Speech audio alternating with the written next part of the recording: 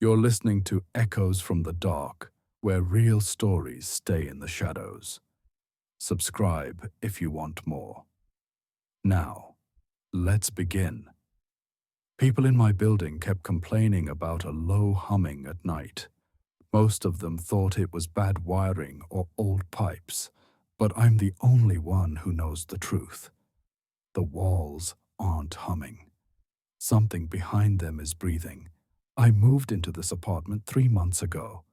It's an old 4-story building, creaky floors, doors that never fully shut, and hallways that always feel colder than the rooms.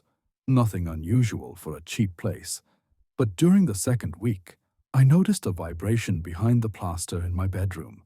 Soft, rhythmic, too steady to be electrical. It didn't sound mechanical, it sounded alive. At first I ignored it.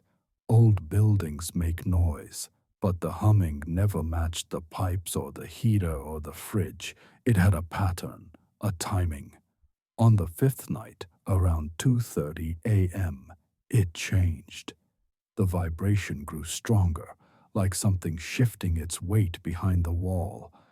Out of instinct, I knocked twice on the plaster, and something knocked back. 2 slow taps, spaced out like it was trying to match me but didn't fully understand how to copy the timing. That was the first time I felt genuinely afraid. The next day, I tried recording the sound. I put my phone against the wall for nearly 2 minutes, but when I played it back, the audio captured nothing. No hum, no vibration, no distortion, just silence. It made no sense. I pressed my ear against the wall again that night, trying to hear it more clearly, but the second my skin touched the plaster, the vibration stopped. Not like it was running away, more like it was listening to me listen to it. I asked my neighbor across the hallway, Mrs. Green, if she'd heard anything. She's lived here for over 20 years. She didn't hesitate. "Oh, the humming? Everyone hears it. Don't worry about it." She said it with a strange smile, too calm, too smooth, like she was repeating a line she'd practiced 100 times. I asked if she knew what caused it, and her smile dropped for a split second before she forced it back up. "It's nothing. You'll get used to it." Then she closed her door a little too quickly. Night 12 was worse. The humming didn't just vibrate, it resonated.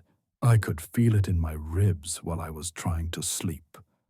Around 3 a.m., the wall shook hard enough that a picture frame fell off and shattered on the floor. When I looked up, I saw the plaster bend outward for half a second, like someone pressing their face against the other side. I could make out the curve of a cheek, a jawline, and a mouth. The shape of it opened and closed, pushing the wall in slow pulses. I stepped closer. The humming shifted to match my breathing. When I inhaled, it inhaled. 1 second later. When I exhaled, it exhaled again. Slow, wrong, not human, like it was still learning how lungs worked. I barely slept. The next morning, I called maintenance. 2 workers came and cut open a rectangular section of the drywall. I stood behind them with my phone recording. When the panel came off, the flashlight illuminated.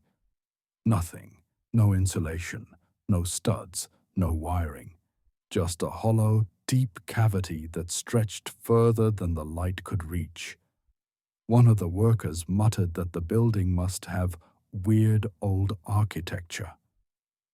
But when they left, I heard them whispering to each other in the hallway, asking why the cavity smelled like damp earth. The humming was louder that night, almost irritated, like it knew the wall had been opened.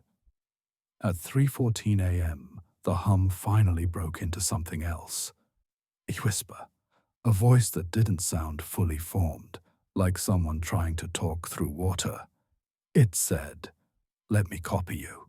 Not demanding, not angry, just eager, curious, the way a child might sound trying a new word for the first time. That was the moment I started documenting everything. But last night, everything changed. The humming wasn't in the wall anymore. It moved. I heard it on the opposite side of the room. From inside my bedroom closet, the air near the door felt warmer, like something breathing on the other side. When I stood in front of the closet, something inside tried breathing with me again.